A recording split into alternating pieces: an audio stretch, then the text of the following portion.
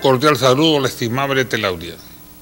En el programa anterior mencioné dos cosas que quedaron pendientes. Uno, que si bien nuestro querido y gran país, llamado así solo porque es nuestro, aunque pequeño y sin significancia económica en el concierto de las naciones, no tiene posibilidad alguna en la fijación del precio internacional, o más bien de los precios internacionales del petróleo y derivados, mucho podemos hacer. Y dos, que el nuevo impuesto del 10% a la gasolina y diésel es una de las peores sugerencias que pudieron hacer al Ejecutivo. Trataré de terminar de razonarlas en estos programas de Aclarando Conceptos.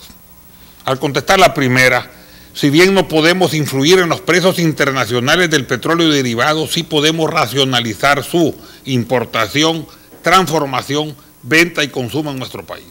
Primero, en primer lugar, y lo hemos repetido, e inexplicablemente no nos entienden, o como se dice el refrán, no hay peor ciego que el que no quiere ver, ni peor sordo que el que no quiere oír.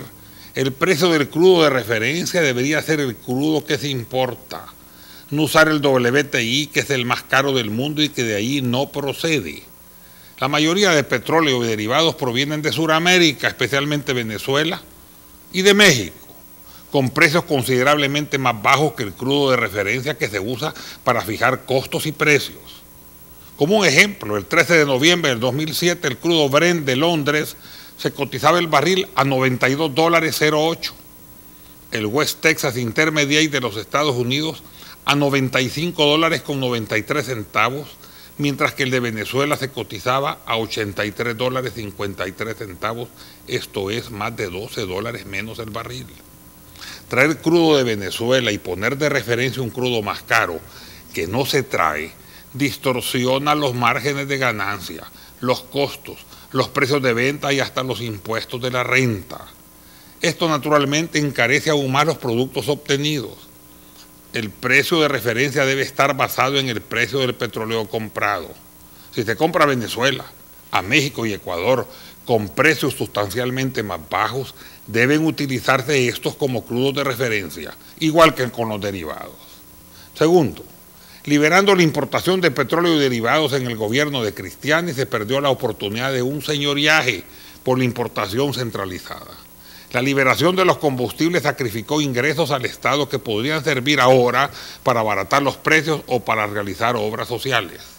Tercero, fuera de ello, al declarar pérdidas las compañías o ganancias irrisorias, el impuesto de renta es cero o mínimo, e incluso el Ministerio de Hacienda tiene que estar devolviendo total o parcialmente el pago a cuenta recibido.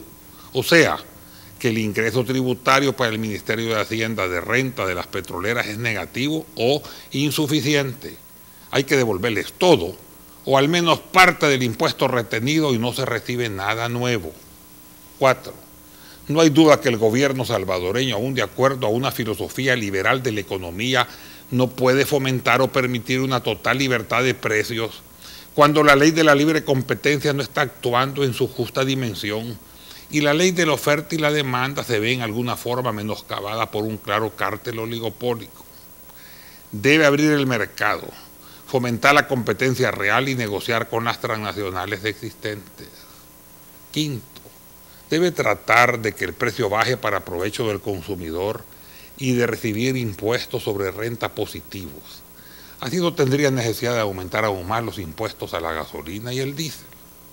Sexto, fuera de ello es necesario en nuestro país una completa refinación de petróleo. Se dispone de una refinería que produce con una calidad excelente, pero reducida únicamente a una política consumista de quemar combustibles, gasolinas, querosene, diésel, fuel oil, gas licuado, aceites lubricantes y últimamente asfalto. El Salvador necesita entrar en la petroquímica, ampliando la infraestructura existente, instalando unidades de estabilización del crudo y reformado de la nafta para producir más gas. Se podría producir toda una serie de derivados petroquímicos en una política definida y planificada de prioridades y secuencias. Séptimo, el primer paso sería la producción de abonos nitrogenados. Debido a su alto consumo y enorme carga financiera nacional, la fabricación de abonos nitrogenados en nuestro país es indispensable, lo cual fácilmente puede obtenerse con el gas de la refinería más aire. Luego podríamos continuar con un desarrollo petroquímico adicional con una enorme cantidad de productos químicos diversos. 8. La escalada de los precios no será el único problema a lidiar permanentemente, sino también la capacidad crediticia. Como las transnacionales importan el petróleo y derivados, ellos financian sus importaciones. Si la importación se centraliza fuera del señoriaje mencionado antes que el Estado ganaría, podríamos buscar nuevas fuentes de financiamiento de la factura petrolera para largo plazo y bajos intereses que resolvería inmediatamente nuestro problema de la balanza de pagos, lo cual es ofrecido no solo por Venezuela, sino también por otros países petroleros que sería importante investigar y contactar.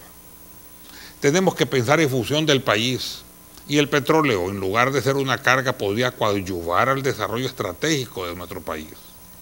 Claro, la solución más fácil es gravar con más impuestos al pueblo, y no solo a los que tienen automóvil, sino que a todos, a través de los impuestos en cascada, controlando inicialmente a las petroleras y planificando una política nacional de combustibles a mediano plazo.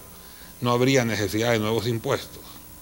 Pero aún existiendo esa necesidad, se aplicó en el producto menos indicado, como terminaremos de explicar en los 2 próximos programas, si Dios nos lo permite. Muchas gracias.